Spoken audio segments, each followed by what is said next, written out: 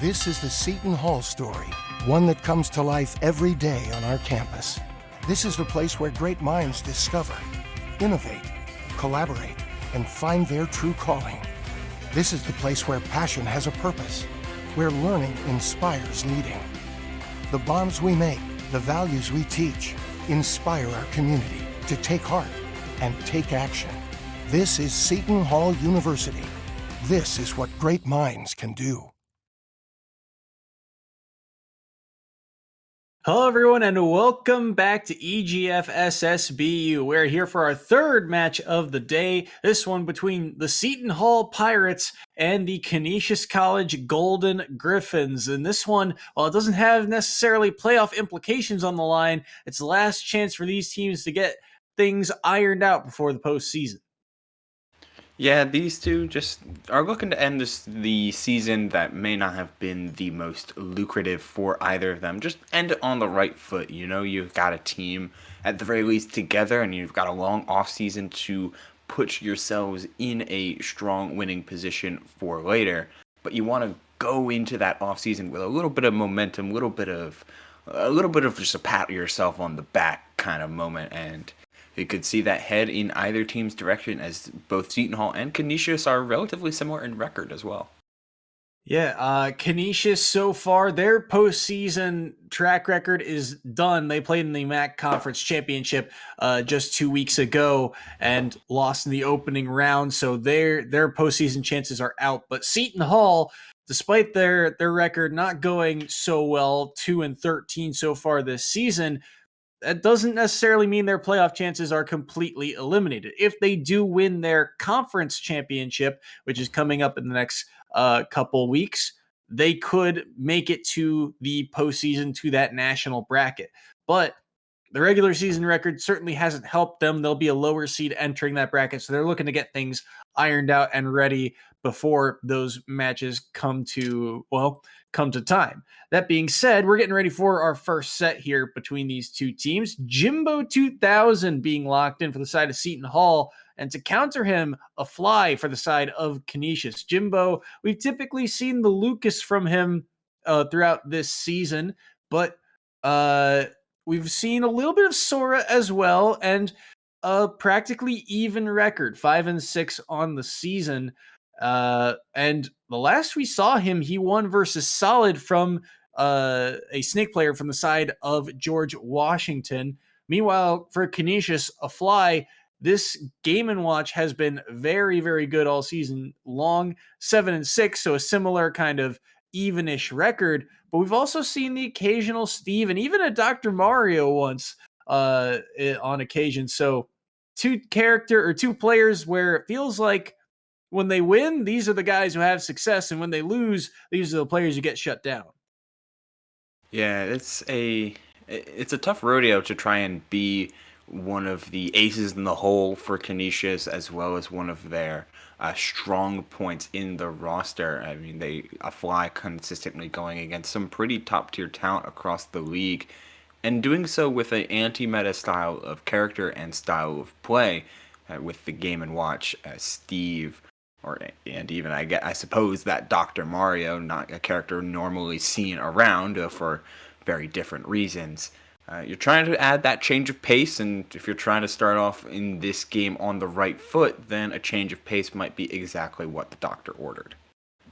We'll have to see here, too. Going up against Jimbo, who, again, 5-6 on the season and mostly rocking the Lucas, but we did see that Sora. Jimbo is a player that I think Seton Hall puts a lot of emphasis on. Typically, we see him later on in brackets. You know, he's typically around that 4th or 5th slot role here. But going up against what is likely a Game & Watch here in the first game, it's an interesting kind of character selection if you ride with the two mains that we've seen from these two. A Lucas versus a Game & Watch is a matchup we don't see all that often, but it could be just the thing to try and get Jimbo warmed up for postseason.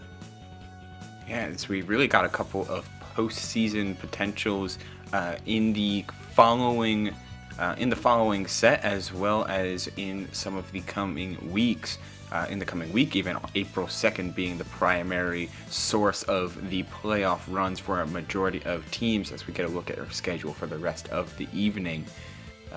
It's going to be a good one coming up here between two teams, one trying to stay alive and get ready while the other's trying to play a little bit of spoiler. But that 9:30 slot, as I mentioned during the DePaul Niagara set, that 9:30 slot is going to have critical implications. Iona trying to play their way in, Quinnipiac trying to shut them down, and in turn play the heroes for Manhattan, as if Iona loses, Manhattan sneaks on into their postseason at that very last slot. Yes, if you haven't, or if you are just now tuning in to watch your school, Siena lost today to Manhattan in that very first set of the day, and we are coming off of a DePaul victory against Niagara, which means that that very last set of the day is where we will keep our eyes on, because Iona, if they win, they are in, and if they lose, they are out. Manhattan will overtake them via record, so a lot of eyes on that set. For this set here, like we said, no real playoff implications along the line. The standings are mostly locked in for these two, but this could be the last time we see a couple of players for either of these squads. I believe they both have some seniors. I know at least Flapjack, who's been the anchor for Canisius this season, this is his senior year, so not sure if we'll see him again if he opts for that 5th year or not. But for Seton Hall, I mean, this is their last chance to get things straightened out before their postseason. They are in the Eastern Division, which consists of teams like UTA, Mississippi State, William and Mary, St. John's, George Washington. We also saw South Alabama in this bracket, and even UConn, another big East rival. And Seton Hall, they are likely to go up against one of those heavy hitters like a Mississippi State or a William and Mary after this. So they'll try and get themselves ready for that with a tough matchup here. A Fly versus Jimbo for game number 1. And Final Destination, a comfort pick for both of these players. Yeah, you get a lot off of Final Destination on both sides. Game & Watch, you have a lot of means to catch landings with dash attack, and there's not really many ways for your opponent to land very safely, especially given just how good some of Game & Watch's individual buttons are. In the meantime, the horizontal space is amazing for Lucas, given the tools like Zaire and PK Fire with no platforms to obstruct. You have free reign to go through with them. Not to mention that forward air being absolutely ridiculous. But starting off with an early strong lead is a Fly, who looks to try and set their team off on the right foot. That forward tilt from across stage won't do it, but it sets up a ledge trap and it sets up a kill as Jimbo strikes way over the ledge. And then up B sent them back on stage, and a Fly knew exactly what he wanted to do the moment that was the case. So he takes Jimbo 2000's first stock here, and he continues to work away at the second one. The bread and butter combos seem to be on point as well for the most part here. That up B won't be able to get too much off of it, as Jimbo still has a Fly up to a relatively high percent, and Lucas does have surprising amounts of kill power in their pit. It's just a question of, can they find one of those strong hits here? They do find that one, but the back throw is not going to be enough. A Fly has good DI there to survive that. Oh, trying to run up for another forward tilt, but Game & Watch's neutral air is such a house in so many facets. Well, the PK Fire exploding the bomb, punishing a Fly for being a little bit too reckless with some of these forward airs, though the drag down combos on these neutral airs have been extremely clutch. Love that up angled forward tilt coming out from Jimbo, calling out the up B out of shield, or the neutral out of shield, and punishing accordingly. Jimbo still trying to keep themselves in this lead, in this game. And Lucas certainly has a lot of raw strength to do so, as long as they're able to get back to stage here as they do with the Zaire. That was a great Zaire too around that forward air drop bomb from a fly, but he continues to pressure around this ledge. Won't go for the down air, instead opts for that forward air, but these side Bs also have to be very careful about them. They're starting to do a lot of work as you see a fly jumping a lot, and Jimbo starting to try and catch on with those landings, trying to find the timing, does find the side B, pressuring with the forward tilts, but not enough. Forward air, not going to do the trick, and neither will the up B from a fly quite yet. Another forward tilt into a forward air here from Jimbo. Bazaar, ooh, good combo there, stringing it into the forward tilt again, but still not enough in the tank until that back air, the last hitbox, actually connects, and a fly puts Jimbo to his last stock. Oh, going for the judge as well off the up tilt. That one's not a true combo, but hey, if it connected, that 7 would have spawned 3 apples and would have put a fly in such a strong spot as they're finally getting a little bit of momentum back. That's no jump on Jimbo, but they do get right to center, way out of the range of a fly to punish.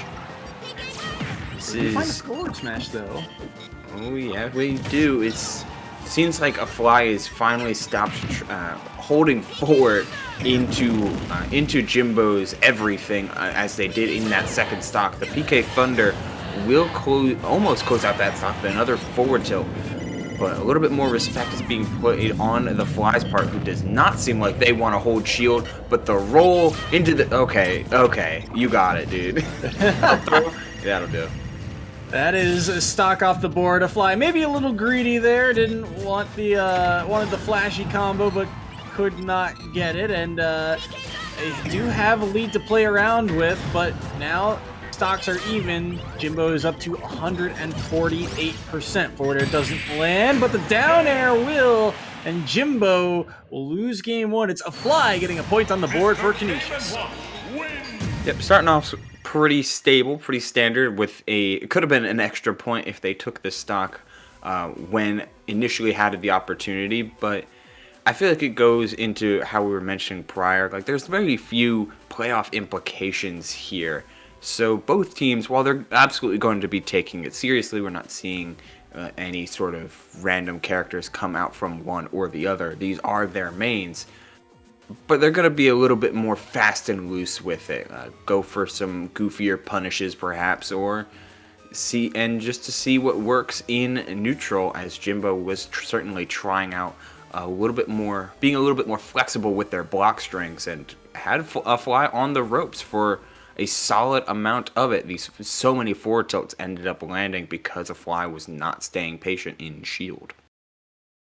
Absolutely, and it was really, I mean, a fly did have a decent lead through most of this game, but like you said, Jimbo had his openings, and we'll have to see if Jimbo can capitalize a bit more. I think the most worrisome part about Jimbo's game plan was that every time he recovered, it wasn't often that he would snap the ledge. It was more often that he'd use that up B to go to center stage, which was getting punished rather frequently. Yeah, it did not feel like it was as consistent of recovery option, like when using the PK Thunder, that PK Rocket just was consistently being overshot. But they were trying to find their way to center, which I don't necessarily hate, but against Game & Watch, who does have a very strong dash attack as a means of both burst option and the fact that it lingers rather well, sets up for a means where Game & Watch can oftentimes cover that high recovery on FD without too much trouble. Hence the counter pick feigning more towards town and city, which is where we'd be going for game number 2. Game number 2, a little bit of a color change from, I think, both players here in terms of the costumes, but still the same lineup. Lucas versus Game & Watch, Jimbo versus a fly. And if a fly takes this one, he takes the set here, trying to keep his record above 500. There's Jimbo trying to get back to it. Things relatively even, but it is Jimbo at the early deficit here, 63 to 11, or sorry, 63 to 11. And now Jimbo finding a short string of his own. Getting caught by that up B out of shield and the forward air. Yeah, you can't always challenge that out of shield. Both of these, again, off the mark with these PK rockets. there's a way with this with the up B recovery that you can know how to trigger it, but knowing the variability of those angles and which one to go for takes a little bit of practice, that's for sure. And jabs will land here from a fly. That's a lot of damage, and it pushes Jimbo to the corner, but can't get too much off the back of it. You're seeing now a fly, at least the last couple seconds here, struggling to find those drag down nairs that he was finding in game one, but the immediate parry on that shield means you're seeing the upbeat, but ooh, the spacing from Jimbo on the forward smash, very clean there, and he's got the stock lead here. I'm pretty sure that forward smash connected because a fly stuck out their face with the Game & Watch down tilt. And Jimbo's taken that stock every single day of the week, especially given a fly has been so good at counterplaying a lot of this early damage and consistent means of offense that Jimbo had been going for. A couple very important parries on things like falling forward air.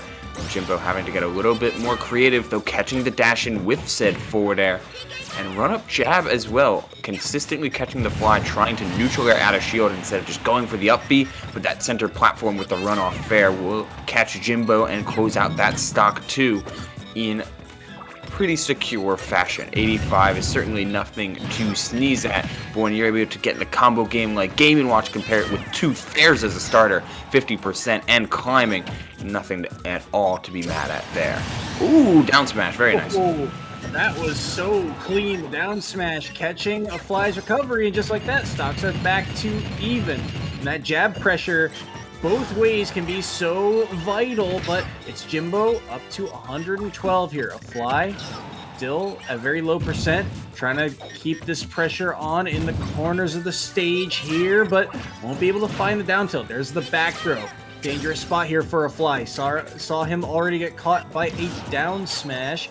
The back airs won't land from Jimbo. Air dodge back to stage. No, he'll just snap back, get up an attack from the ledge, and there's the jab. This should be another back throw. A fly here. This lead slowly dissipating. The side B is enough to take the stock, and Jimbo snipes away game 2.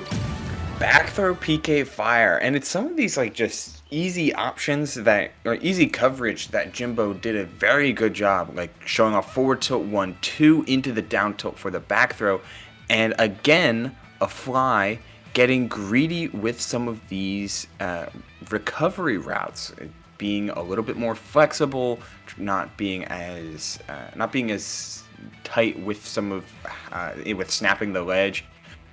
And you'll get punished for lazy recoveries regardless of the character you play as, because as we see, not this stock, but one stock later, the up B that a fly goes for getting punished by the down smashes because a fly did not snap to ledge.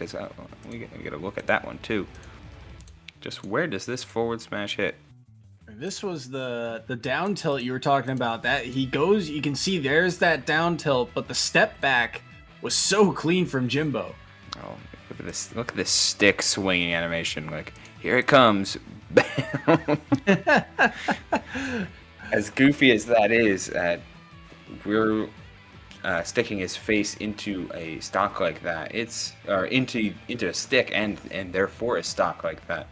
It's been a pretty interesting set thus far, but not in an explosive way, as despite the obvious misnomer coming out from that forward air. But it's been a very tentatively played, both players knowing strong options, but trying to find clean ways to punish, as the down tilt initial poke was huge, punishing a fly from trying to go high, and then the not snap to ledge, just at the peak of that upbeat, not immediately snapping, and thus finding a huge turnaround, and that gave Jimbo an opportunity to push that momentum.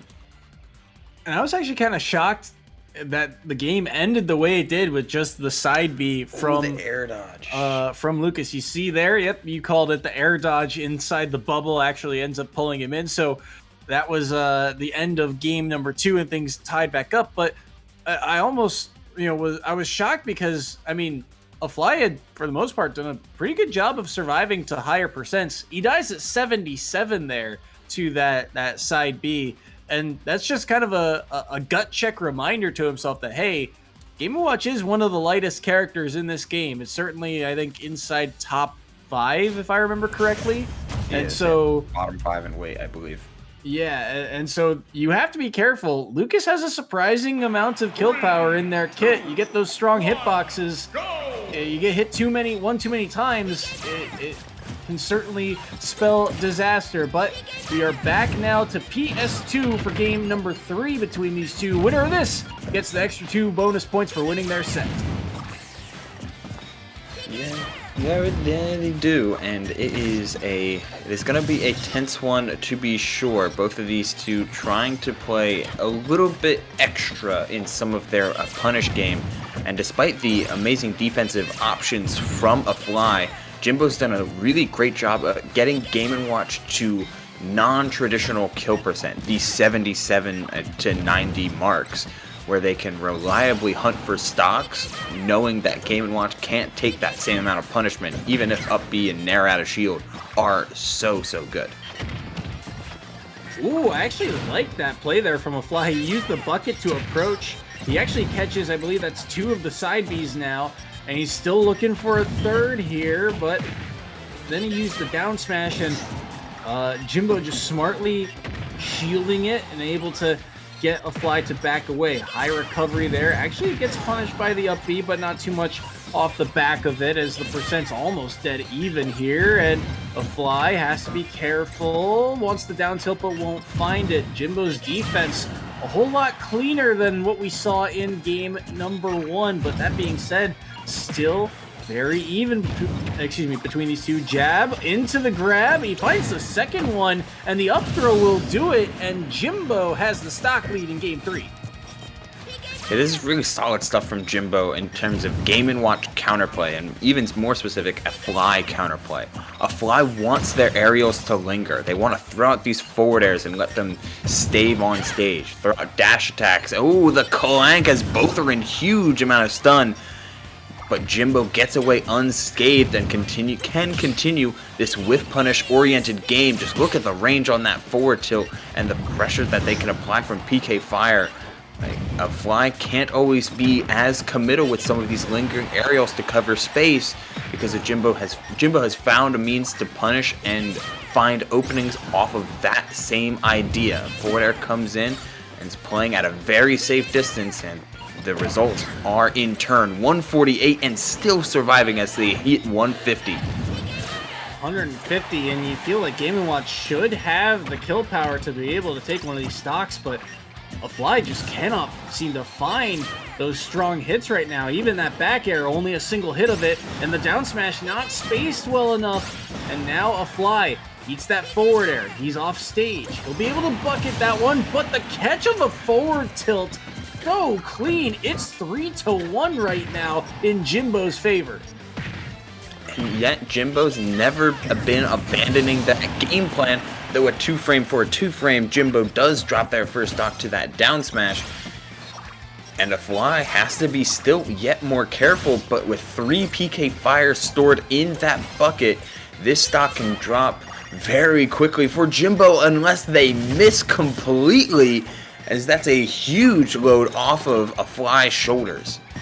Or excuse me, off of Jimbo's shoulders.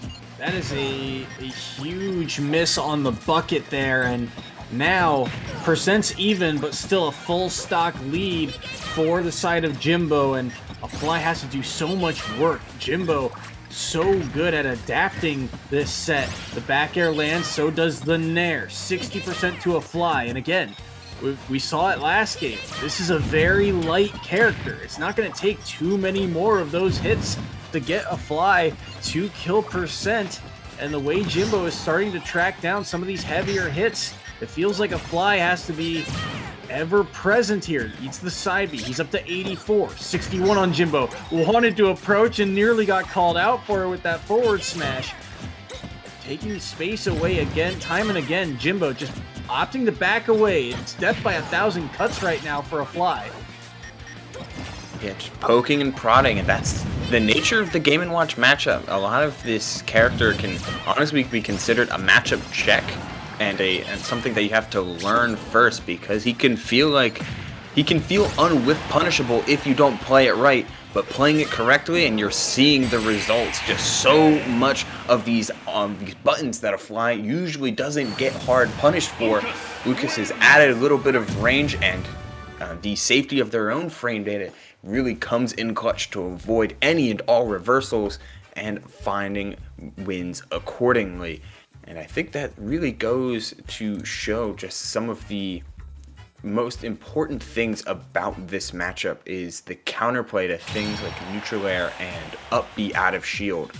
And to dive into the numbers a little bit, Game & Watch up B, his best option out of shield, is frame 3, which is extremely good. It's absolutely amazing. But Lucas forward air and Zaire, that rope snake, both at their safest are -2. Which means that Game & Watch only gets 2 frames of advantage when those moves are spaced correctly and applied correctly.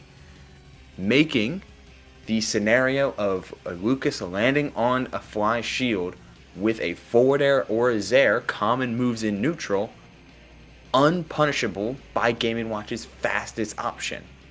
But since a fly was playing a little bit more stubborn than usual, not able to always looking for punishes out of shield despite them not being there, this led to a consistent offensive flowchart for Jimbo.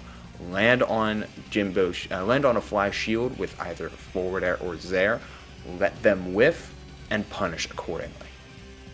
Yeah, and I think that's been one of the cases for a fly throughout this season, is that it feels like when a fly has a lead, you get to see more of that creativity like we saw in that first game, trying to, go for something maybe a little bit more flashy in the hammer to try and take a stock. But also, we've seen if the game plan doesn't work, this type of play happens where it feels like he just tries to force that game plan onto his opponent and force it to work. And you're seeing what an adaptive game plan can do. Jimbo falls in game 1.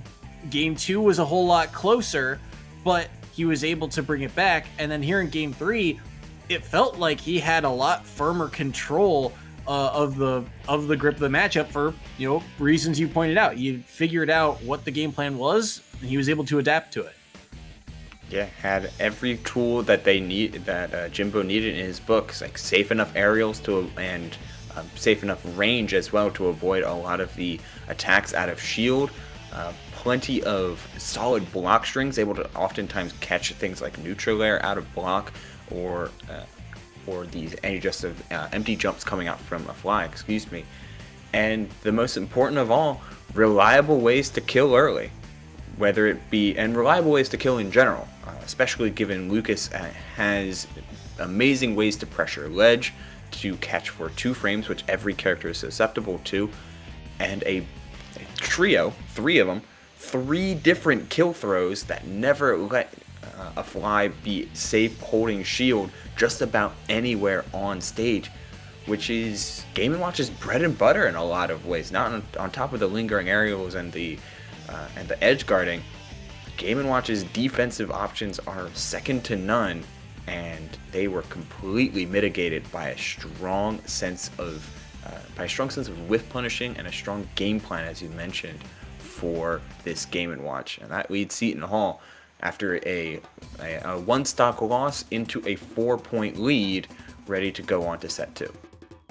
In set number 2, the players have been locked in. Seton Hall opting for Owser, the Bowser main from the side of Seton Hall. Owser 7-7 on the season, so another player that's kind of been the reason this team has succeeded, but also had some weeks where he's been shut down. Last time we saw him, he beat Bemis from the side of George Washington in that victory that they got over them just last week in a me brawler type match. But this one's going to be a very different type of match because it looks like Weebson has been locked in for the side of Canisius, the Dark Pit main. All right. So, fun fact: Pitt's mad slept on. I'm gonna say it right now. Pitt is not a character with a lot of shenanigans. Dark Pitt a little bit more, but not especially so. But what they lack in quote-unquote X Factor, they regain in consistency and just good tools that are available to you at any time.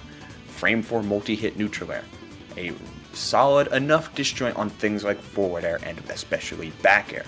Grab combos, 50-50s off of down tilt, whether you're DI in or out, and plenty of solid frame traps because of said multi-hits on neutral, forward, and up air.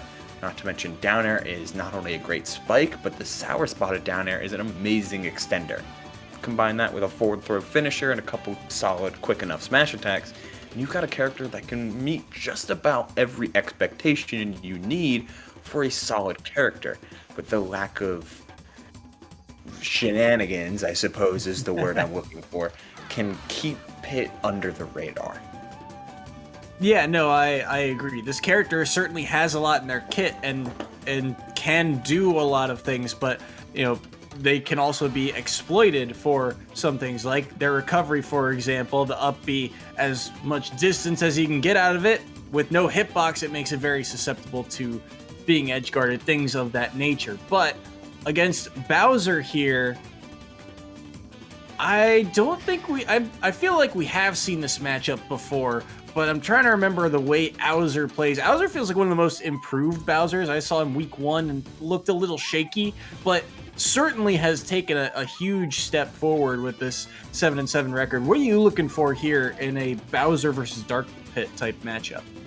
So as much as Dark Pit has some disjoints on their moves, the fact that Tough Guy exists combined with Pitt's multi-hits can make your combos you're forcing to end them short a little bit. And Bowser's hitboxes are huge and can very easily contest you in just about any way. So winning neutral is going to be something extremely tense because you touched on it exactly.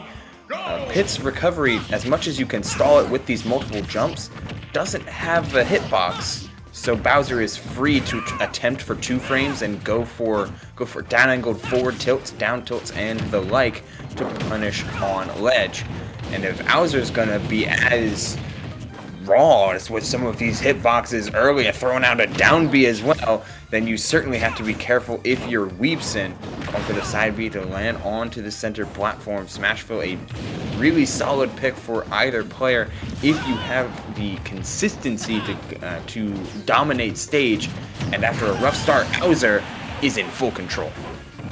What a call out with that down B. And Weepson now at an early deficit here, but he has Bowser up to 108. Get up attack. Ooh, this neutral B's going to do a lot. 43 to Weepson. And a reset here coming into neutral as the up tilt. Oh, the spacing around that up smash. Vital. Rapid Jab actually going to send Bowser away for just a moment. He'll nair to get him back off stage. Second arrow won't land.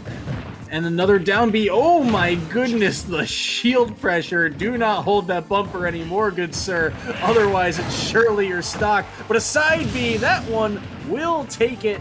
And I'm realizing now, at this very moment, off of that side B, this isn't the Dark Pit. This is the regular Pit.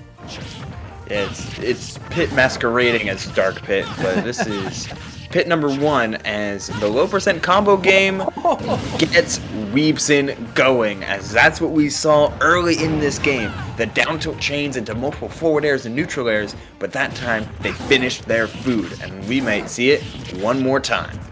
Please stop holding in, Bowser. It could cost you your stock. So dangerous there. That second down tilt, if that connected, like you said, that could have been it. But Weepson at 120 right now. There's still a chance for Bowser to bring this back, but he's got to find a way to take this stock now. The forward tilt won't be able to do so. The arrow will connect to get a little bit more extra credit, and that side B also saving Weepson's life. That down air would have connected. That smash that would have connected, but look at the combo game here from Weepson, finding everything, the down tilts into the up airs, but Now, trying to find a way to break through neutral, but the command grab just in time, and Auser puts Weebson on his last stock. Part of what feels like the Auser matchup is you have to be prepared for how raw he is. Auser is running at you. Whether you like it or not, he is running full stage, full forward, and looking for F smashes, looking for grabs, and looking for whatever he wants in the moment. That being said, that kind of game plan is very susceptible to players that play a little bit more cautious or choose the right option at just the right time. And while this recovery was unfortunately botched, Auser looked for the massive punish, and I think it was, hold on, let's see that again. Actually, a little bit too early. The up B comes out, and the drift here, just passing by, and I think the cross up happened because of the jump Bowser does on his forward smash. Normally, body blocking in a spot like this keeps the players prevented from passing, but provide just a little bit of a gap on top of a falling pit, and they're able to just sneak on by. That is really an unfortunate kind of sequence there for Auser and Seton Hall, because, like you said, Weebson was in a bit of a pickle there. That up B was not able to snap to ledge, and it could have given him some advantage there, pushed him off stage, gotten more percent, but alas, it does not land, and Auser will drop game one. But this one, well, it had moments both ways. This was a very strong call out. That down B was clean, but also Weebson responded in kind, able to even up the stocks and then find that spike of his own to really take the momentum back. Yeah, in fact, this second stock it felt like what Weebson was looking for all set, or the entirety of that game. Get a forward air down tilt, another forward air into a down tilt, keep that loop going, catch the jump with the arrow, and run off drop zone dare. You, sir, are gone. And Weebson, when allowed to get going, the combo tree was there. We saw down tilts and up airs, we saw solid juggle games, like decent whip punish options, but they felt like when they were panicked, they were really panicked. They were buffering options very early, they were going for traditional recovery routes, and if you're not prepared, then a situation like this, it's going to happen again, and it's going to happen a whole lot worse. You don't get away with moments like these every game. And Bowser forward smash, it doesn't often leave bodies behind it. Yeah, kind of an odd situation, but one that Weebson will take as it takes him game number one, and he gets another point back on the board, trying to tie things back up here or possibly take back the lead depending on if he wins this second game. But Auser trying to push us to a game number 3 between these two. PS2, the site of it. And once again, the pit versus the Bowser to run it back here on the PS2. He is down being. These are Bowser Bomb Gaming, and it got them like 60%, and the forward throw or the forward smash comes out. Bowser, you have to play disciplined against him. He's out here looking to murder you, no questions asked. So if you're not playing on your best behavior, then suddenly you're eating a uncomplicated, extremely hard punish. But oftentimes holding forward nets you the same amount of damage. So Bowser may just be in the game plan of one of us is dying first, and I'm just going to try and have it not be me. Whoa, the armor through it! Goodness, what an interaction. The down B gets armored through by pit side B. I can't tell who's lucky out of that trade, but either way, percent's very high both ways. Run off Nair, that will do the trick here for Weebson. He will be able to strike first, and now trying to find a way back to stage. Actually, turnaround grab, not going to find its mark. Weebson at 140, but get up attack gets him back to stage, but only for a moment. The down air connects, and the stocks are back to dead even. You cannot expect Auser to consistently pick defensive options. It feels like Weebson is looking to try and frame trap air dodges, and Auser is not air dodging. He is out here trying to blow you up. to be perfectly frank, it's been working with a frightening amount of consistency. He's picking his spots extremely well for no lack of spacing on this Bowser. But whenever they're getting hit, he's holding in. They are trying to get this counter hit as soon as possible. Good use of jumps there from Weebson, and an uncomplicated punish with that forward smash. Sometimes all you need is a strong forward smash. As we see another one. Not going to result in the stock. Ooh, that one will, though. Up B, ill-advised from Owser there, and now Owser pushed to their last stock. Can they find a way to try and even things back up here? But here comes the combo. Down tilt again, forward air. Nair now going to drag him off. Gets another forward air, make it 2. Wants a third, but can't find it. But the up B doesn't get him to the ledge, and Owser drops game 2. It's a 2 stock, and Canisius are in the lead. Yeah, he was holding in all right. He held in straight towards the stage, but Pokemon Stadium 2, there's a little bit of a lip there that you do have to respect. And after that long combo, got caught right on the edge. And the glory goes to Weebson, who showed off a pretty premier combo game, a solid understanding of edge guarding, and just enough with punishing to avoid being overwhelmed by Owser's straightforward nature. Like, there was no disguise in what Owser wanted, but it worked.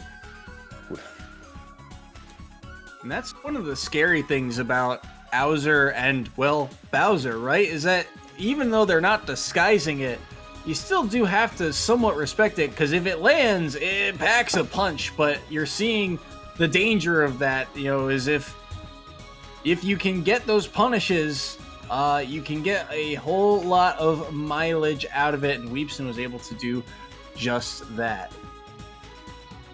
And which will not with the 2 stock victory, it actually bring Seton Canisius. Wouldn't that be in the lead? There you go. Yeah, there it is. Yeah, 6-5. Not a huge lead, and not a lead that will probably prove dividends. 1 point is hard to come by over a whole set, given that it's a 4-point minimum victory. But a lead is still a lead, and that feels pretty good going into the 3rd set, especially since Seton Hall's Jimbo felt like they showed off such a solid presence of play, as Game & Watch is a hard character to play against. Weebson takes a lot of that momentum back as we move into the 3rd round. Yeah, and I'm also excited to see what Weebson brings for the future, because he's a player that Canisius, I think, has put a lot of emphasis on, despite his record not being as polished as they would have liked it to be this season. There are numerous times when, especially later on this season, when he has been tasked with, the 5th anchor spot. He was up in the 5th role in a very close match against Hawaii this year. Even in the set against Maris in the opening round of Atlantic City, they held him as that 5th guy, as that anchor, to try and see if he could get the job done. Unfortunately, he couldn't do so in those particular moments, but it's good to see him kind of have some momentum here at the end of the regular season. But with that, we get ready for set number 3 between these two. Trey versus E-Dog are the players being locked in here. So interesting choices here. Trey, I believe he's the captain of this Seton Hall roster. And although his record is scratched a lot this season, he's been a very consistent name here, and a couple of different characters, mostly the fast fallers, the Fox and Falco we've seen, but we did, on rare occasions, see the Rosalina and Luma. And on the flip side of that, E-Dog, we've seen a couple of different characters. Captain Falcon most recently has been his kind of go-to, but we've also seen Byleth and Bowser, and in Atlantic City, we also saw the Greninja.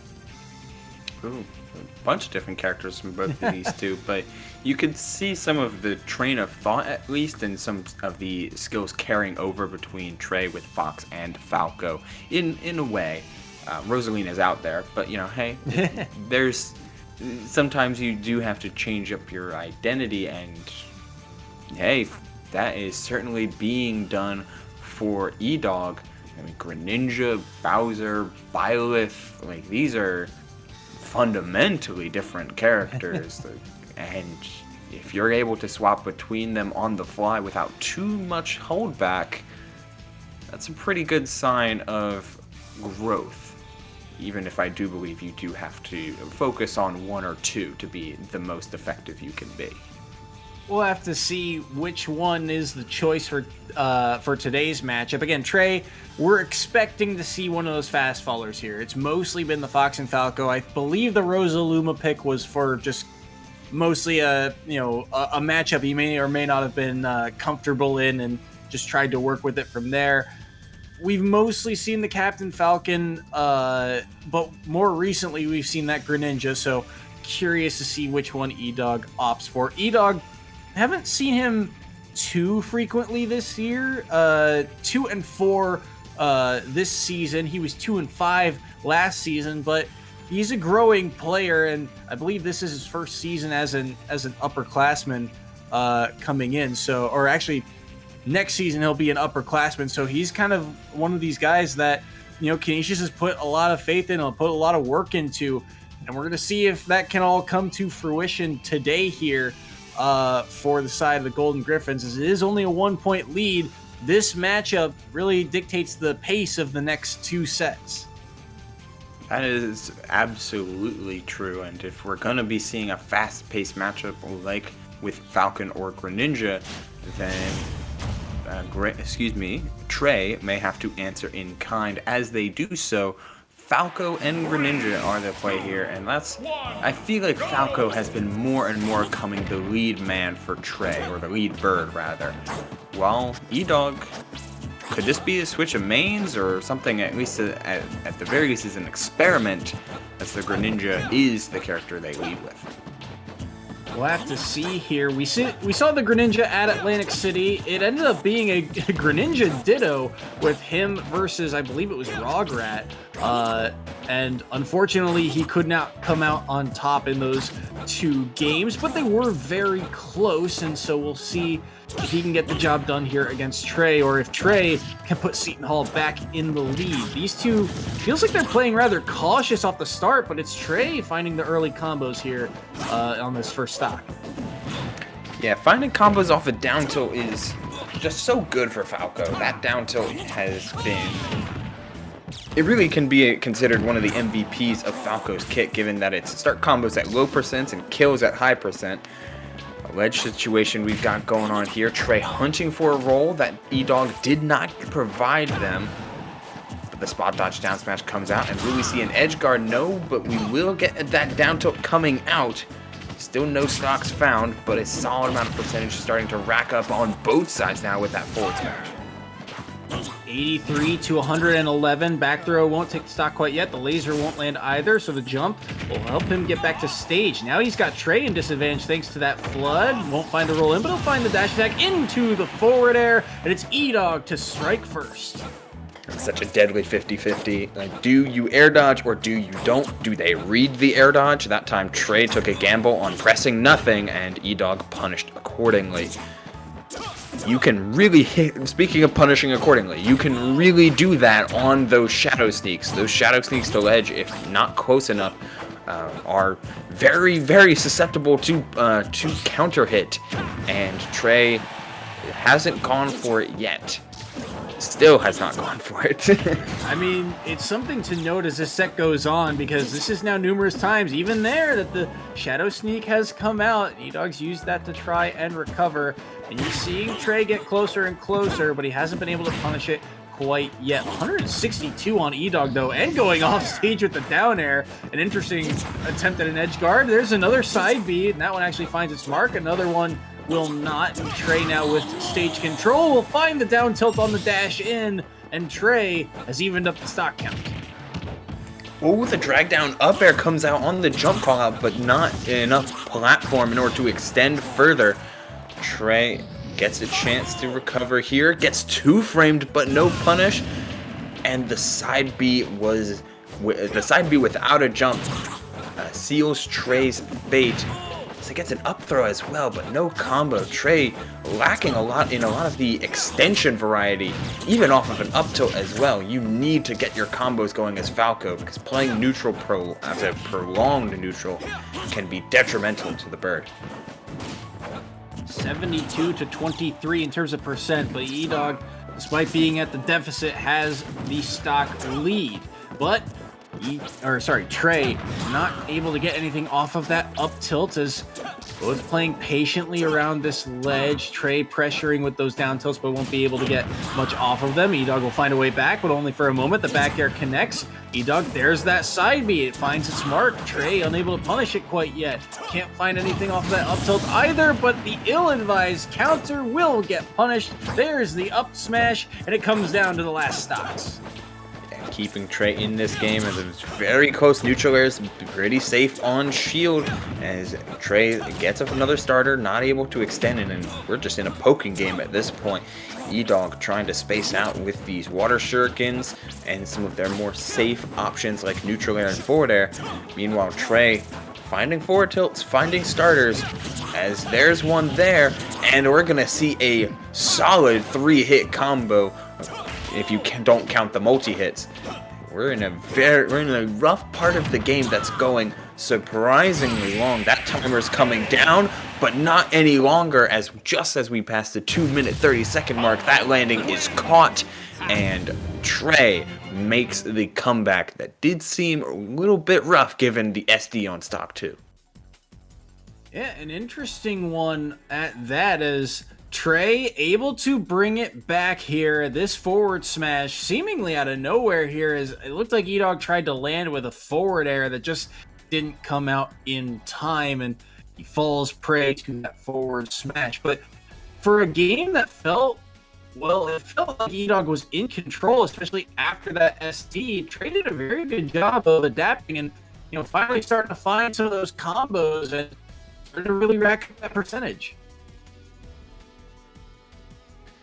Yeah, it was really well played on the part of Trey, because while they did whiff on some of their combos and some of their extenders, what they lacked in raw immediate damage output, they made up for, especially later in this game, in control. This entire second stock on E-Dog was E-Dog finding their way off, finding their way into a vertical position, which both Falco and Greninja seemed to enjoy, but Trey found reactable punishes both on the counter here and multiple times over with things like run off back air off of the platform to reset the situation, keep the damage in control, and keep themselves in this game, as Trey just free falling, landing with the forwarder came out, so might have not been the exact situation that Trey had expected for to be provided, but we take those. Absolutely the case, and then the percent really got back to him after you said it, the 3-hit combo, and then just that forward smash seemingly out of thin air finds its mark. So game number 2 between these two, and now you're seeing that character swap. The Byleth of E-Dog making an appearance here against Trey's Falco, as small battlefield to sight, and that is a heavy hitting combo. 3 hits and 54, nearly found it again. You gotta be careful with that one. DIing into Byleth from the up B tether is, generally speaking, ill-advised, as down air is such a harsh finisher. So you almost see it finish the stock there. E-Dog can't find the down air, and he will, however, find that forward smash. So stock number 1 of Trey off the board here. Trey looking to try and find a way to respond. He'll shield the side B, but he won't find the down air. He'll find the back air instead into the laser. Thought about running off and edge guarding, but no dice quite there. And E-Dog, there's a tricky recovery back to stage to get a little bit of extra credit, but look at the control again here from Trey. E-Dog forced to play around these corners and both playing very patiently. barely missing the forward smash as they do manage to block a forward tilt. That was up smash, not able to find it, though there it is after a solid frame trap. Once they saw E-Dog give up the neutral air dodge, that was Trey's time to strike. See, there is another chance to try and make these combos going. Gotta be careful on shield because these down airs have been finding their mark. Watch your DI, Trey.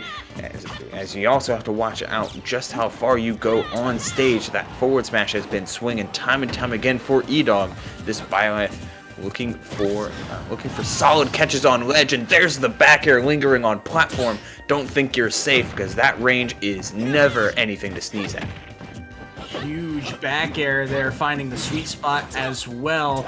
E-Dog at 52, finds the up tilt, won't find another connector. Now he finds that up B, wants to down the back of it, but he won't be able to do so. And now it's Trey's turn to find a combo. Oh, he tried to catch the landing again with that forward smash that we saw at the end of game number 1. Won't find it there. The side B back to the ledge. Now the back throw onto E-Dog. Can he get this edge guard? Doesn't want to get spiked for that tether recovery, and he'll find the up tilt in the back air. That nearly sealed the stock away, but E-Dog, he'll stall out for just a moment. Now snaps back to the ledge. How does he find a way back on stage? Just stalling out, just biding his time, and he finds the forward smash and takes it via a 2-stock, and the lead swings back into the Golden Griff's favor. Range is such a tool, because even as slow as Byleth is, this is a not fast empty hop, but it's fast enough to feign one of Byleth's strongest tools, period, in neutral air. As we get to watch Falco die a couple more times. The linger on ledge. They're really thinking about watching Trey move, and this jump puts E-Dog in a position where landing Nair, coming down right here, or holding forward onto the platform, like, these are both very valid and, not to mention, very safe options Byleth can go for. But in the corner, one of the few things that people expect, especially since, Trey is in advantage here, is for you to commit and to stay in the corner. It's such a weird niche mix-up of just not doing anything and letting your opponent try to pressure you and acknowledging their pressure is fake. And E-Dog looked Trey in the eye and said, "You're waiting for me to get impatient and blink. But I'm just going to stay in the corner and acknowledge that what you're doing is just waiting for me to overcommit. And I won't do it." And what a way to call it out, too. I mean, that forward smash, that's not the fastest forward smash, but it comes out, well, relatively quickly, and the fact that it's so properly spaced too, just a smart play there from E-Dog overall. Ended up getting that forward smash too on the first stock, as you see here. This was a great catch. I mean, he's at 74 when this hits, and although I'm not sure if the DI is quite right because he's running left to right there, which might have benefited E-Dog in that case, still one of those moments where E-Dog will absolutely take that to the bank as he, gives Canisius that lead once again. But we get ready for game number 3 between these two. Is there a portion of the game that you're looking at getting ready for game number 3? It's much more dangerous against Byleth than Greninja, but edge guarding. Trey needs to force E-Dog into positions where they are afraid of things, because even in game 1, it's felt like E-Dog hasn't really been afraid of what Trey has been going for. Oh, I like that attempt at a falling up air there, as well as avoiding the up B. Like, Falco does have very, very solid movement when it comes to verticality, which is why this is such a good stage.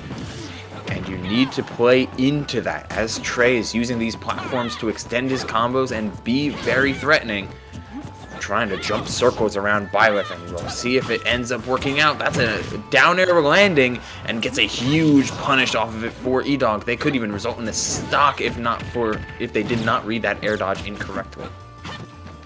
Gotta play carefully here. E-Dog in the corner. Gets up tilted. The Nair. That won't take the stock quite yet, but the damage is starting to pile on here. 112 on E-Dog's first stock, but you saw how much kill power Byleth has. Also has to be very careful with those arrows, but you gotta be even more careful about that back air that Trey's landing, as that gives him the stock advantage here. Now he's in the corner. How does he get out? Very simply using that platform, and now off of the up throw. Oh, he wanted to track him all the way down, but no chance there. And that one, the slide angle, not gonna cut it. You can't ride the stage like that. You're gonna get spiked. E-Dog has tied it back up.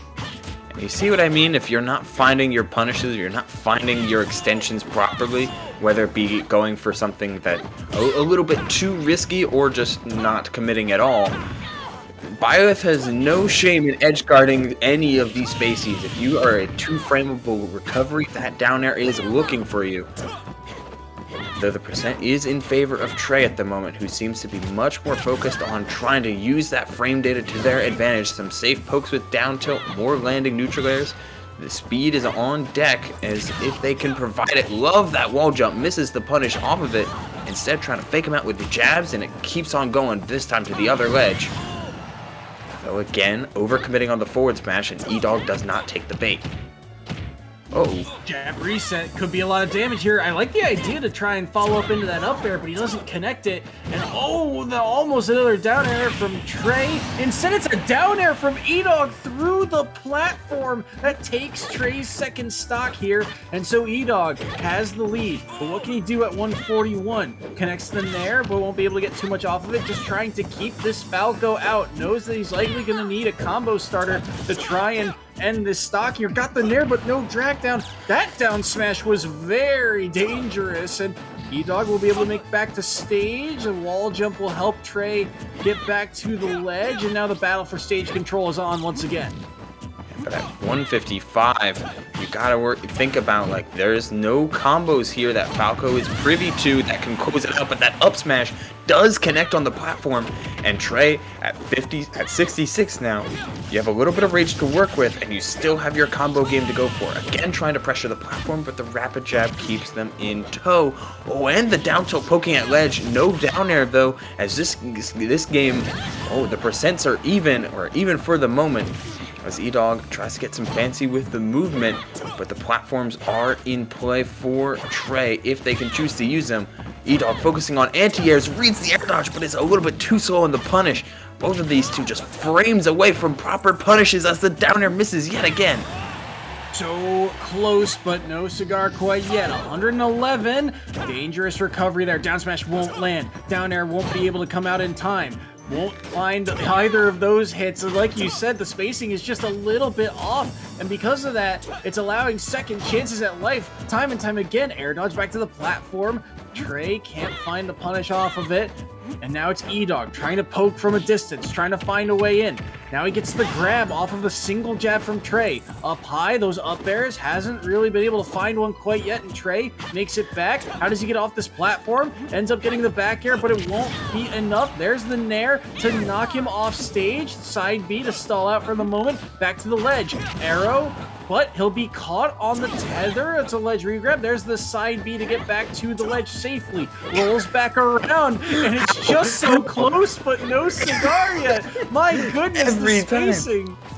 It's just so little, but there it is in the shield standoff. Neither one of them wanting to commit to a grab in such terrible straights, but I can't shake it that both players played so well in just really niche defense, but in a spot like this where they're just both spacing each other out. Look at this shield standoff.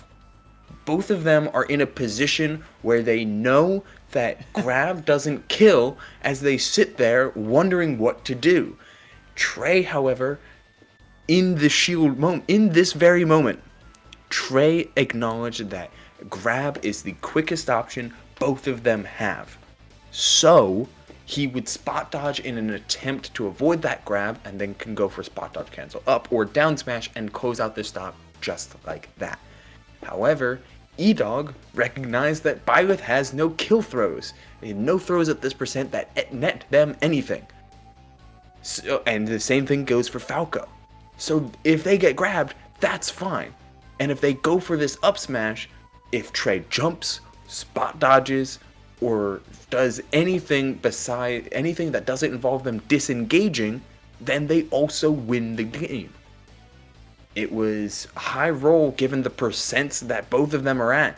but great awareness on E-Dog to go for the move, go for the play that wins the game instead of just prolonging their own stance. You see there that up smash, as you called out, catching that spot dodge from Trey. And while that last stock was very tense for both players, it really did. You called it out.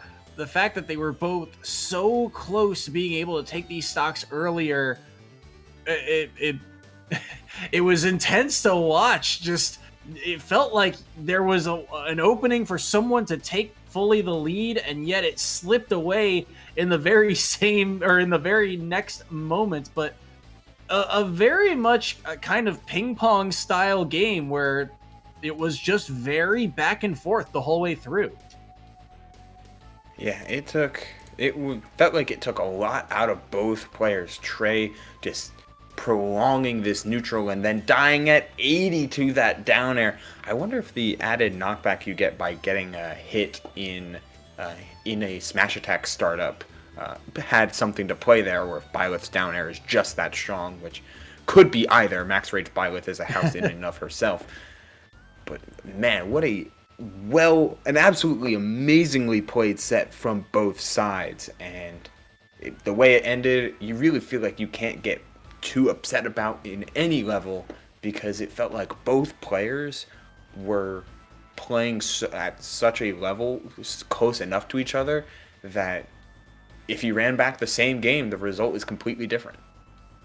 Yeah, no, absolutely. I mean, who knows how this goes if it's a best of 5 type of set, but that is the end of the best of 3. The bonus 2 points go to E-Dog and Canisius, and that leaves our scoreline at 11-6 as we get ready for set number 4. Set number 4 here, an interesting one as I'm seeing the names here. Blobman going up against McCole Rising, and I say interesting because we don't typically see this type of matchup. Blobman, from what we've seen in the past, typically goes Mega Man, but we also saw a couple of different characters in the past. We've seen, I think most recently it was Lucina and Pit, but McCole Rising has been almost exclusively Ness. Their entire EGF career, dating back to even season 1, this Ness has been very, very strong. We've seen a couple different characters from Blobman. Curious to see which one they opt for to go into here. If it is that Mega Man, then, well, a Mega Man Ness matchup, that's just such a kind of awkward niche one that we don't really get to see here at the EGF. Yeah, you have to trade off a lot of the good and a lot of the bad with Mega Man. Like, Mega Man has amazingly good frame data on some of their moves that aren't energy based. A forward air is rather quick, covers a wide arc. A back air, most notably, is frame 4 multi-hit that scales super well. But you lose access to that mid-range lemon game that is so strong. These pellets are shut down by any nest with good magnet mobility, but it doesn't shut down things like Leaf Shield, doesn't shut down things like Crash Bomber, and Metal Blade. The native tools that make Mega Man go from just a zoner that walks around to a complex mid-range, almost a mobile tank kind of character. But Mega Man can struggle in disadvantage and struggle to land most prominently, especially if Rush Coil is already used. And Ness, more and more, Ness is going from this character that just tries to use big hitboxes to beat you out and trade with you, to a character that touches you and either puts you on ledge to be used for yo-yo bait, or finds really clean combos out of the PSI magnet into things like back air, neutral air, or up air that's going to lead to further drag downs on platforms and just kill you in an instant. We'll have to see. From what I can recall here of McCole Rising's Ness, this Ness, I mean, it's been pretty good this season overall. 2-3 is their record as for this season. But McCole Rising was one of these players that last year was a huge reason as to Canisius's success. They were often the player that they would put in that pivotal third or fourth set to keep them alive, keep them afloat in a lot of games. We didn't see them as much this year. They were they spent a semester abroad in the fall, so we didn't get to see them throughout the entirety of the first split, but we're seeing them more and more consistently now, and with decent results. Their wins have been big, but also their losses, they've been very, very close. It's very often that McCole Rising, these games are coming down to last stock scenarios as they get ready for the Blobman matchup here. The Lucina making an appearance. I believe the last time we saw Blobman, they opted to play this Lucina, and if history serves, I think Ness tends to struggle with sorties.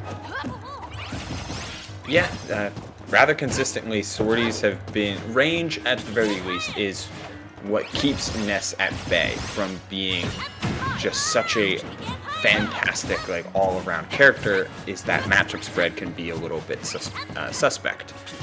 Lucina isn't the best at keeping them out, but they are consistent at what they do, and if you're able to keep that consistency on any sort of standard gameplay for Ness, then you're forcing McCole Rising to make answers first instead of forcing questions onto Blobman. So far, it's McCole Rising in a deficit here. You can tell Blobman not afraid to throw out these up smashes, but hasn't found the mark with them quite yet. But the percent lead quickly swinging back into McCole's favor. That counter also being used rather early, especially when McCole Rising is opting to try and find those forward airs. Even there, the up air won't connect, and Blobman dipping a little bit too far with it. Can't get back to the ledge. It's McCole Rising with the early lead here. That's funny. PK Fire procced on the disjointed down smash. Only double forward air into a ledge trap. Plenty of PK Fire from McCole Rising, as they are not shy about what they want, looking for reverse up air and back air. It is the Ness game plan. You may know what they want, but stopping it is a different matter entirely. The airspeed and lack of N-Lag in some cases can be very, very tilting for some players, especially since Lucina, while they do a great job of keeping Ness out, once they have to approach, the floatier nature of Lucina can be a slow way. It's going to be a slow ride and a slow comeback attempt if they manage to bring this back. Blobman finding a lot of difficulty of pinning down Ness. Very much the case. They've been kept to the outside of the stage for so long, but they do find the down smash there to even up that stock count. But what can they do here at 115? Trading there, and they'll be able to make it back, and they're starting to work away at this stock. Almost got the drag down of that forward air was McCole Rising, but now a lot of these hits are starting to connect here for Blobman. 68 onto McCole Rising. Before that, an air connects to get Blobman off stage once again. That up B as well has been chipping away at this percentage, but now you've got a lot of rage on this Lucina. Lucina not shy of taking stocks very early, but that dash attack comes in clutch for McCole Rising. The last hitbox connects, and McCole Rising's got the lead. The most important buff that Ness got, period. Like, that dash attack is disjointed, it scales super well, kills extremely reliably, and it can outrange even swords like Lucina's when spaced properly, as McCole Rising is in a very leading position, 60% already, no shortage of damage coming out from this psychic child. The back throw won't do it, but at 124 could even lead to an edge guard, but the reversal coming out from Blobman as they get a chance once again to see if they can whittle down this lead. McCole Rising dipped a little bit too far and got punished for it, but that back throw just gonna do it. Blobman deleted on that back throw, and McCole Rising takes game number 1. And let's get a nice look at where he's holding. I think everybody knows the direction that we're looking at here, but as we slow down, get the grab, get the pause, we'll go frame by frame here. Well, 10 frames by 10 frames. This throw's coming out, and let's see. Oh wow, this is a long throw. There we go. Just look at that. Look at that, huh? Do we get the DI line in throws? I think it's the next frame. We may not get I actually don't know if we get the DI line in throws. Interesting. I usually I don't think I've ever seen something like that. Well, either way, we can tell just where he's DIing by how far he goes. Let's set that in normal speed, and let's press the play button. Hold on to your seats, ladies and gentlemen. And it's done. Oh, lordy. Yeah, so the DI a little suspect there. I mean, even still, if it is the right DI, maybe, but still, that back throw, it is so strong. And it was McCole Rising's, I think, kind of game to lose, especially with the way that first stock ended and how much work McCole Rising got done on second stock. I will say, Blobman did have some great responses. For example, that down air, even this down smash too, was very clean. It was just that last stock that he couldn't, kind of ran out of time on it. Yeah, it was a game of tempo, it felt like. Once that early stock went in the way of McCole Rising, Blobman never had a chance to get back into the game, without taking a lot of damage themselves. Like taking 60 before this stock ended up going their way. Even more now. You passed 100, you pass 90, you pass 100, you pass 80. Like, you're in a deep hole, not impossible one, but Lucina is without resorting to a lot of specific matchups or situations that can be slow to get to. Lucina is a character without a ton of burst behind her, and Ness, while you can wall out Ness until the cows come home, if Ness is sitting in a leading position, then it can take a little bit to try and whittle that back. And tempo was always in favor of McCole Rising. We'll have to see if Blobman can adapt here. Game number 2 between these two is on to small battlefield. Now, an important set here for Blobman to try and keep Seton Hall's chances alive, but ooh, that was a very odd interaction. I think he just kind of spooked Blobman off stage, and that's technically a 0 to death for the side of McCole Rising, but now it's Blobman trying to find a way to battle back here once again. Blobman needs to stop jumping, because they are jumping and trying to hold in, using things like forward air, trying to challenge, and if you keep on jumping and keep on pressing forward, then Ness has a lot of means to punish a lot of different variants, especially with that PK rocket and its surprising amount of flexibility in an advantageous position, as McCole Rising is not letting anything slip by. Not at all right now. Found that PK rocket, almost found it again, but Blobman here at 65%, make that 75 on their last stock. McCole trying to get the 3 stock here. That would practically ice this set if he were able to do so. So a pivotal moment here for Blobman. Can't find the forward tilt, trying to find a way to take the stock. The back throw sends Blobman off stage. Early up B, nearly got punished by that neutral B. Make it a second one, and it connects. That's the stock, that's the game, and that's the 3 stock for McCole Rising. A massive swing in points right there as McCole Rising turned a 1 point, what is that? That's a 6-point swing from a set that was 11-6, very close, very tight, to what feels like almost out of reach at this point. And we're only, as we go into the final set, like there's going to need to be some huge swings for Seton Hall, or else they fall in this match once more.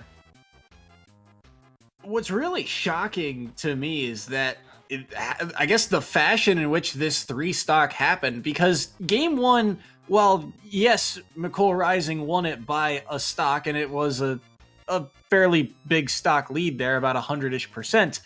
You had the kind of notion going into this game that it might be a little bit closer. And all of the sudden, I mean, that timer, only 40-ish seconds have gone by, and all of a sudden Blobman is down to his last stock, and just everything started linking together for McCole Rising. Oh, just after some of the invulnerability frames too. Dolphin Slash does get a little bit of invincibility at the startup, but it's only at the startup. And once they were through a little bit of the slash, the PSI flash did come through and quite literally rock their world. As 17-6. I don't believe this is comebackable. Yeah, no, that is it. Canisius will lock in the W for this week. But that being said, we will still play out our fifth and final set. We're still waiting to hear on those last players. But credit where credit's due to McCall Rising for taking a solid victory there over Blobman. Absolutely, it was very dominant, especially in that game too, as they really exploited the one thing that the unfortunate habit that Blobman showed off, jumping. They jumped for in every opportunity. It felt like they were trying to jump to extend, jump to escape, using the double jump early to recover, which burned them twice over, 2 SDs in 2 games. Jumping is so good in Smash Ultimate. Every character having a 3-frame jump squat is utterly amazing and keeps quite literally gate-kept characters in previous games. For instance, Smash 4 Wario had a terrible jump squat despite having largely the same kit as he does in Ultimate.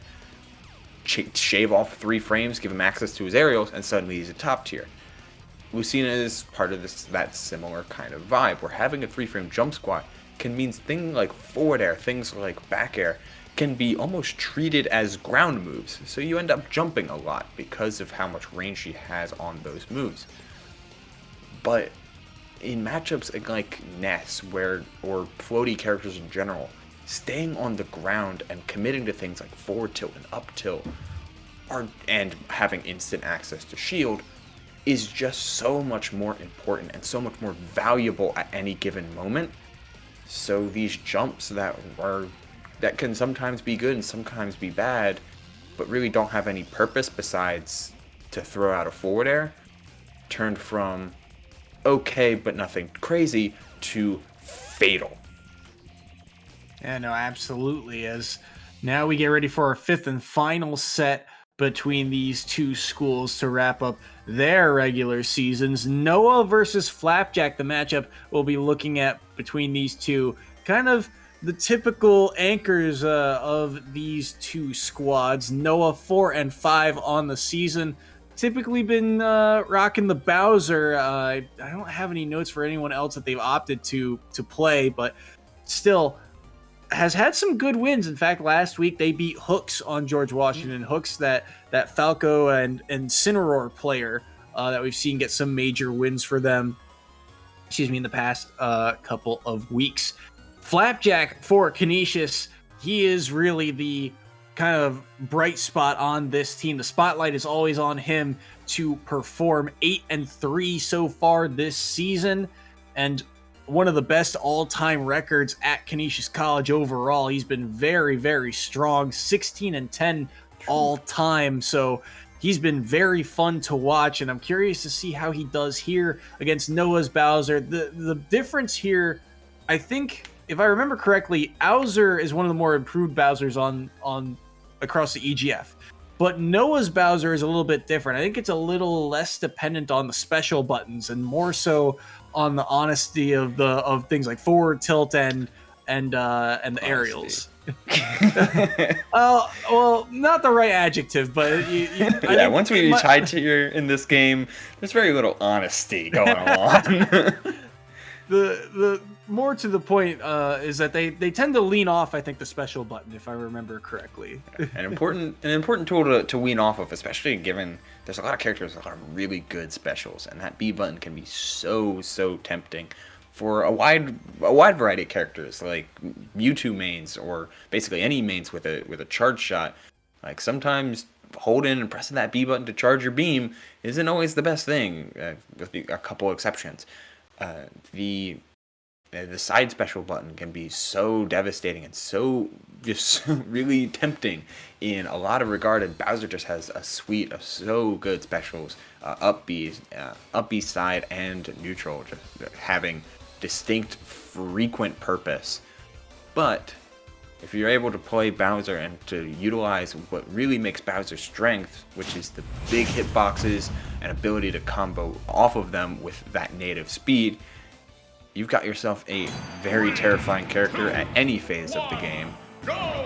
But the Chrom is gonna write a book on you for when it comes to just raw speed, assuming Flapjack has the means to get to utilize it in any means, as an early start and an early jab lock keeps Noah in the lead at the moment. Oof. That up smash also dealing a lot of damage, and the side B comes out, and the way he's pressing some of these B buttons, maybe I was wrong about it, because right now they're stuffing out a lot of Flapjack's kind of approach options. Even that up B doing a lot of damage. There's that neutral B once again to force him towards the corner. He'll be able to get back to the ledge. Heavy forward smash read. Gonna get punished too. It's Noah with a big stock lead here. I remember Flapjack. I remember this right here, where they would find some really clean starters and find ways to combo off of falling up air, and find ways to find falling up air, and use that to pivot into some of their insane ground confirms, like that jab there, which is really good and a lot harder to the extension as well. Like, everything goes right for Flapjack with a combo game, and then they make a hard read that's just way off and leave themselves way open. And sometimes you don't need to do that. Chrom can play at a high-speed defense in a lot of ways with a consistent sword, a lot of range, and can be surprisingly hard to catch. Consistent out of shield as well. Flapjack, use that speed. You don't always need to commit to some of these crazy combos or looking for raw forward smashes. That time you get away with it, but you almost flat out didn't. Gotta be careful here. 125 down smash. Yeah, that's a good catch there. The well spaced by Noah to take that stock off the board. Flapjack pushed to his last stock here. He's 34 for one neutral B and that up B on top of it, pushing him to 50, but he's got Noah off stage, run off forward air, just like Knight and the other Shulks we've seen in the past, running off and getting that edge guard to put things back to even. Neutral air is a means of crossing up, but the Bowser up B cares a little for it. Have to be careful how many times you commit to soaring slash. Playing out of the corner well, though, is Flapjack. That's going to be a grab, down throw, gets an up air onto the platform, but nothing more than that. Flapjack needs to get moving if they want to get this damage, but Noah's doing a great job of functioning like a massive iron turtley wall with a little bit of speed of his own. Back into center, finding the parry. There's the side B onto the platform, not going to close up the stock, but this is another soaring slash instead of trying to air dodge to ledge, and that Bowser down smash at the end of game 1, whenever Flapjack was off stage, it really felt like checkmate, because the big hitbox would catch air dodge to ledge if timed properly, and the soaring slash twice over had no chance. Timing on that move too, just perfect right before he gets hit, so it's not like he's charging too long, he's getting it just right, and Noah takes that game via a 1 stock to put another point on the board of Seton Hall. But at the end of the day, this was still a 1 stock game, and Flapjack kind of known for playing around very dangerously at these 1 stocks, but he's gotten the better of them more often than not. Like we said, winning record 8-3 so far this season. But Noah, I mean, you're seeing why he's had such a strong showing this season. When things go well, he can be just as dangerous as some of the heavy anchors on some of these other teams. The key part for Chrom and for Flapjack as well is when they go well. Chrom is a character that is so good until they aren't, and it is really showing in just how this game was played. With a lot of strong damage, like great creative ideas off confirms. It shows that Flapjack has studied their character, has looked at VODs and how people want to extend with Chrom in this new, in 2022. Watching players like Lavish put on a clinic with how their combos work with Chrom. But then you get put off stage, and then you get put in a position where if my opponent knows how to edge guard me with their character, I die.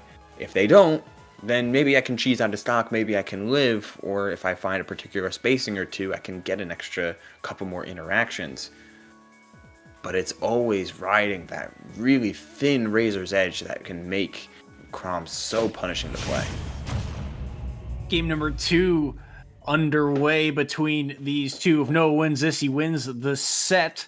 But again, the win has already been locked in for the week for the side of Canisius here. Town and City, the site. And an early combo here for Noah. Make it 42. And now quickly flipped on its head here. Flapjack finding the jabs. Interesting movement, and that's one adaptation of his game that we've seen from Season 1 to Season 2. Oh my goodness, forget what I was about to say. There's a spike on the board. That down air from Flapjack, ever deadly, and he finds one there on Noah. That was, I mean, when Chrom works, when Chrom flows, it's sick. Like, the airspeed is there, the power and the finishers are certainly alive and well. Mix that in with B reverse side B, B reverse double edge dance to completely flip that aerial momentum, not have to stop and worry about acceleration. You're just keep on moving and keep on going, and Flapjack showing just what that does. Finally getting an air dodge to ledge off. Noah pulling the trigger a little bit too late and gets get up attacked for it. Big grab there from Noah. He's got him off stage, but there's the air dodge, and it gets caught this time around. Noah's timing still on point as now Noah forced to the edge. Once again, back to the ledge, but the forward tilt comes out. Flapjack trying to find this edge guard. Can't find the forward smash, and Noah, second chance at life here. Forward airs and down tilts not going to land. Good defense around the corner once again. But these forward smashes from Flapjack, he has not found a single one so far this set. And now he's pushed off stage because of it. Up B early. He'll be able to get back, but there's the up B from Noah to force him back to the ledge. How do you get back? Around the up tilt with the back air. Flapjack has the lead. And now you just space out, get rid of the... Oh, I like that early up B. Still catching Noah before the down smash comes out, and that's the real important one. Oh, the lingering, the delayed getup gets hit by Nair 1 as Flapjack is looking to try and regain that lost momentum. Gets the ledge from, that's no jump on Noah's part. And the fake out before Noah can get to ledge. That's a forward smash from Flapjack, and a rather speedy game 2 goes in the favor of a 2-stock for Flapjack.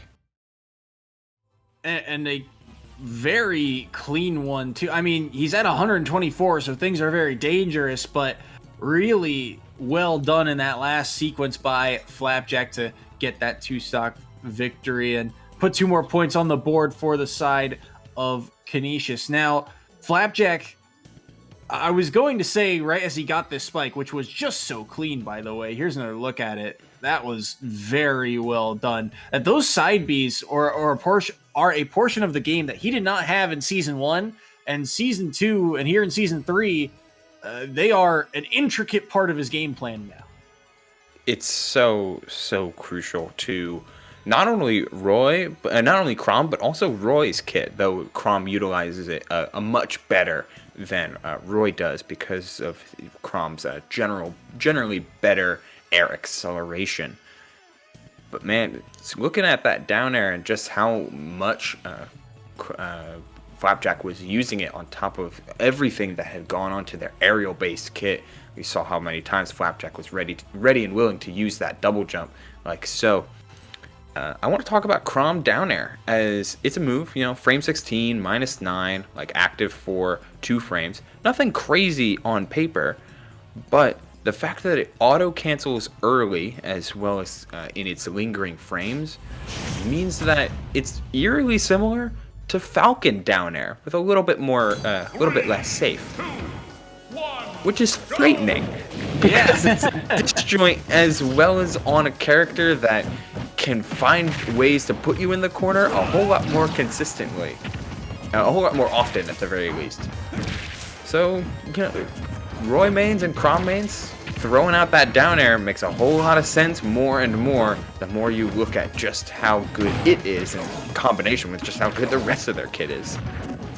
All those aerials are just so scary as you're seeing Flapjack wanted to find the read there with the forward smash but could not find it. That forward smash that took the stock in game number 2 was the first forward air or forward smash he had landed. That down B from Noah just kind of misspaced it, and now he's forced to the ledge once again. Noah seemingly a little bit lost here for a moment. Big armor there from Flapjack, saving his life on that down smash. The trade will work out in the favor of Noah, who looks to see how much they can whittle this lead away. Gets the up throw, but no combo into forward air, though. And when you have a move like that flying slam, it's just so reliable at getting more and more damage, as Flapjack has just done an amazing job at finding ways back to stage more and more in these games.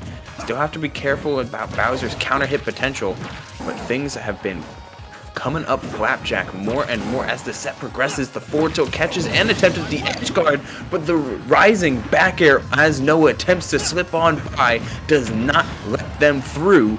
Miss Tech and all gets Noah once again a stock down. About the get up attack. Hard read on the up smash, but it got him around that get up attack. As you said, Flapjack's still able to make it back to stage though, and now he's got Bowser off stage. Threw out that down air, but it's not going to land quite yet. Only 30 on Noah's stock here, and if he finds a strong hit here, he could take Flapjack to that last stock scenario, but he's got to find it first. That LP doesn't land. Grab, punish here, jab into the forward smash that gets shielded, and there's a side B. Won't be able to take the stock quite yet. Good air dodge late there from Flapjack, but enough to get him around that down smash. He continues to work away at this last stock of Noah. Oh, things are calming up Flapjack. He's calling out air dodges left and right. Defensive options are not in your favor if you're Noah, as the attempted double edge dance, but overcomplicating his punish, going from Nair 1 into up smash instead of just hard punishing the air dodge in with forward smash. Still in a ledge situation, goes for a forward tilt, not finding it. 12%, and you gotta worry if you're Crom here, especially not only are you playing against Bowser, who can make you explode at the drop of a hat, but you have no jump and are put on ledge. That get up attack will get you by, but this game went from controlled to scary, back to controlled as Flapjack lands that back air, seeing Noah attempt to challenge, and it went in the favor of Crom. Flapjack closing out the win for Canisius with a pretty solid victory, all things considered, 22-7, resulting in the final score. A deceptive scoreline for actually how close this set really was. It was very much so back and forth, but those major victories, especially from players like Flapjack and McCole Rising in that fourth and final set, were really what pushed Canisius over the edge to get them the W this week. But you see here, that stock could be the difference maker. The Bowser Bomb just not quite close enough to that ledge to get him back. But really a very fun set between these two. I've talked about it before in previous sets about how it feels like these are two characters that can really just beat each other up very fast. Oh yeah. And it's always entertaining to watch that speed go into be put into play and be put into practice pretty reliably, because Noah had a good sense of the matchup. They knew many of Bowser's quote-unquote checkmate situations for this Crom counterplay. Excuse me. They knew how to properly edgeguard soaring slash. They knew that down smash was such a good coverage option. The win box on Flame Breath can be potentially very dangerous. Like, you're doing a lot of what Bowser needs to do in this matchup. But the difference maker a lot of times will come down to two key factors: range and speed, especially in Smash Ultimate, where range and speed can kind of be interchangeable. Think of characters like Byleth, who are good not because they have range, not because they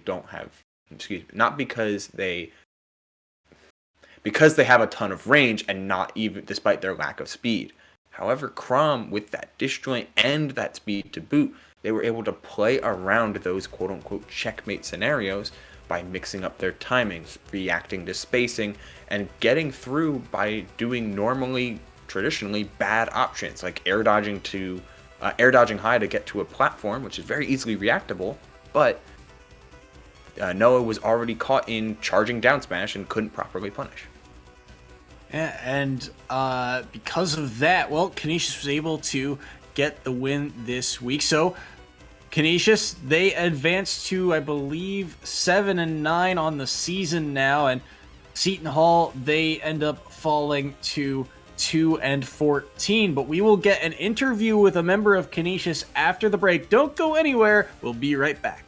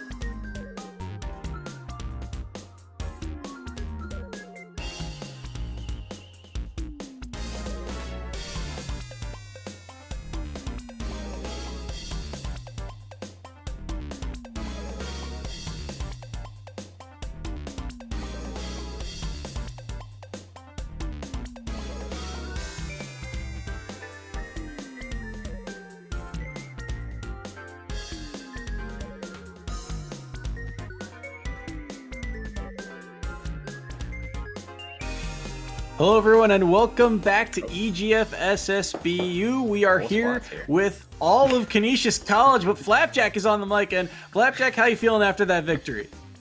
Feeling pretty good. You know, it's last game, so I gotta feel something, right? At least a little. I mean, good because we gotta win, right? But you know, good for a different reason. A little sad too. You know what I mean?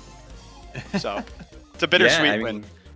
As a as the faceplate changes, as both the last game of the season and the last game of your EGF career, how important was this win for you? Honestly, me personally, my set, I just wanted to have fun today, really. Because I think that's what was most important. Going in there and being super stressed about it wasn't really what I was looking to do. I feel, you know, I think a lot of us, especially me, Mike, who's also a senior, right here, the Ness, he's showing off his Blue Lock controller. He wanted to shout out his favorite manga. But I feel like for us, we've already kind of, you know, said what we've needed to say throughout the year. So this is just kind of a little bit of a swan song game, you know.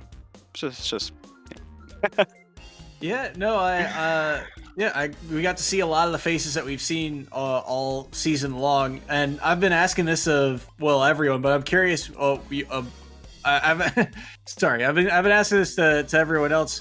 I'm curious what your thoughts are. Through 16 weeks now, who do you think is the most improved among your roster?